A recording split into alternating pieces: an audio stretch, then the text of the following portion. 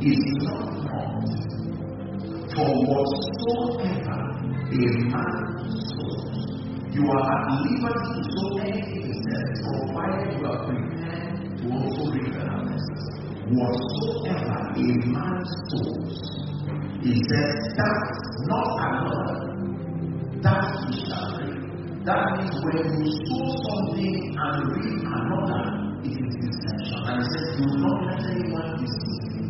God is not mocked. The principle he used is so powerful that whatsoever a man soweth, provided it was a man that sowed it, he says, that shall be. Then it gives a context now that is important for our discussion tonight. Verse 8. For he that soweth, remember the context, we are dealing with sowing.